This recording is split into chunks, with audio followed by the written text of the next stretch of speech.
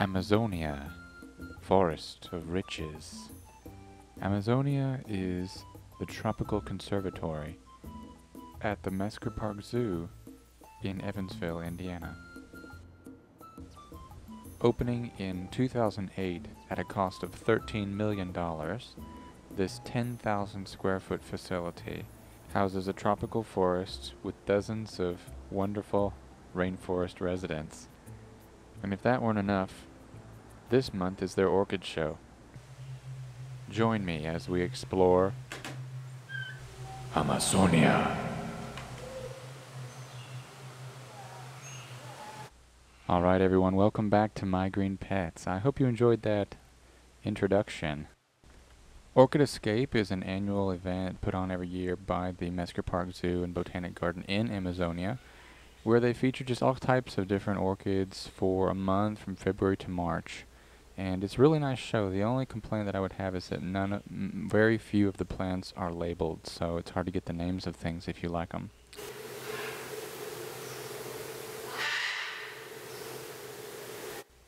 One thing that sets Amazonia apart from other orchid exhibits is that in addition to beautiful flowers, you also have animals around you, and you've got all kinds of things such as these monkeys, to reptiles, fish, birds, all different types of rainforest animals around you.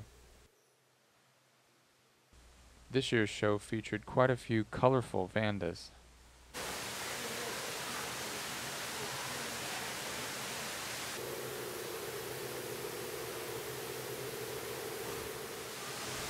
I liked this year's show a lot because of the number of different types of orchids that they featured. These, for example, I have no idea what they are. The leaves look like terrestrial Blatilla orchids, but the flowers are totally different. They almost look like little Phalaenopsis, so if anyone knows what that is, please let me know. They also featured a large number of Oncidium hybrids, which I can understand. It's probably easy to get them from lots of different nurseries, but the variety was just... I mean, I know that there's a lot of Oncidium hybrids out there, but when you see so many all there together, it's really, really impressive. You know, when you think about it, it's pretty amazing that this type of orchid has just exploded in popularity in the last few years. I mean, you know, if you were used to seeing Phalaenopsis orchids in the shops, you know, 10, 15 years ago, now these Oncidium hybrids are popping up everywhere. And, you know, that's great because, in my opinion, they're easier to grow than Phalaenopsis. They're a little bit more forgiving. If you forget to water them, they have pseudobulbs. They can stand it. Oh, this little slipper orchid popped up and caught my attention. It looks like it's a Sandarianum. It's got some Sandarianum in it there with those long petals, but the color was really rich and red. Here's another pretty slipper orchid. I love the way that they had this arranged, because as you walk through the forest, I mean, it is really laid out very nicely. There are just orchids here and there, and all different types, you know. And I think that they exchanged them out as well, so that, you know, if the blooms fade, you know, they replace them with something fresh, so that the show continues to look nice throughout the duration. I wanted to mention here about photography in general. I mean, I'm definitely an amateur when it comes to photography, but I know enough to try to keep the camera as still as possible. Nothing is worse than a shaky video. It makes you want to barf. So, you know, trying to keep the camera still is important. And also, you know, framing your shots so that the centerpiece is just right there. You know exactly what you're looking at. For example, in this shot, there's no question, you know. And, you know, I use a slow zoom to get closer to the flower without, you know, going into it way too fast. I just try to, you know, convey a sense of peace and respect through, you know, slow camera work and you know, keeping everything steady and slow zoom, that kind of stuff.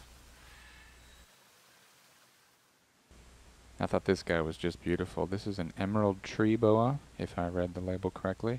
And then in the next tank over, I didn't get to see his head, but his body's all twisted up there. It's a Brazilian rainbow boa. And then right next to them, there's a bat exhibit. And you know how in the zoo, the animals are always laying around not doing anything? In this exhibit, the bats are always flying around, and I love it. I love it for that reason, because you can always see bats flying.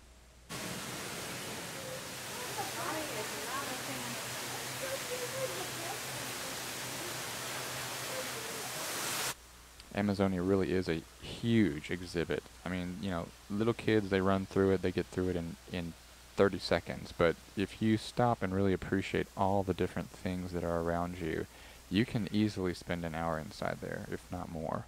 I remember my first time I went inside there, the first thing I thought was, oh my gosh, this place looks like so much work. Because, I mean, just trying to keep everything, you know, pristine, and I can't even imagine the pest control and the bug problems they have to deal with.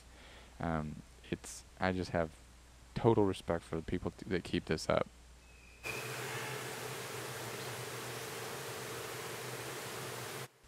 One new addition that they didn't have last year are benches, which are genius ideas, because what better way to encourage people to sit and enjoy the space than to put somewhere for them to sit? The conservatory is set on a gently sloping hill, which is a really interesting idea because in the winter the heat rises and makes one part of the conservatory really warm, while the other part, the lower part, is actually much cooler. And, you know, that's great if you want to be able to grow different types of plants because you've got a warm climate as well as a cool climate. One of the questions I was recently asked was, why do you grow orchids in the first place? And, well, I think I got my first orchid when I was just about maybe 12 years old, 13, something like that. And previous to orchids, I had always really been interested in plants in general. And I actually started out with carnivorous plants. I always had Venus flytraps and pitcher plants and all that good stuff. But I just remember the first time I saw an orchid, it just struck me in some way. I can't even describe it really, but I went on to read a little bit more about them, and then my music teacher in school actually had a collection of orchids, and I don't know how I knew that, but one day my mom took me over to his house to see his plants, and man, the rest is history. This is I believe it's called a Panama flame tree, and this plant has been in Amazonia for a few years and hasn't ever bloomed like this. This year's got like 18, 20 blooms on it, and they are just really fantastic. Another question I've been asked is, do you have a dream orchid or a favorite orchid, or, you know, if you could only have one orchid, what would it be?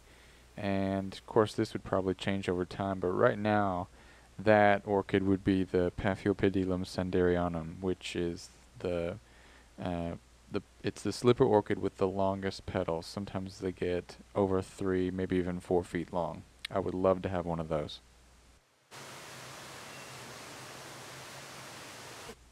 Well, the Orchid Escape Orchid Show ends here. However, if you continue on through Amazonia, there are a few more animals and things to see, so why not stick around and see what they've got to show us. We've got this tapir, I think is how it's pronounced, down here with his interesting little trunk nose, and he's kind of cute. He's the largest animal they've got in there besides the jaguar that is always pacing back and forth in his cage, probably bored out of his mind. But anyway, look in the distance there, see if you see something that could be interpreted as, yes, there it is, it's a caiman, and I think it's an Amazon caiman, and it is hiding back there, but you might not see him if you don't look underneath the water. There's a kind of an aquarium in the very back of Amazonia, and they've got lots of different fish and aquatic creatures, and it's a nice way to kind of round out your trip through the place.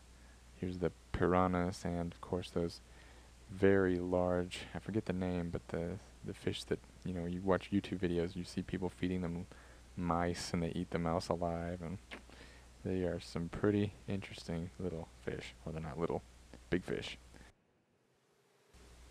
Some sobering statistics here. Well, I hope that you've enjoyed our little walk and talk through the Amazonia exhibit. And looking forward to seeing you next time back in the sunroom with an update on my green pets. See you next time.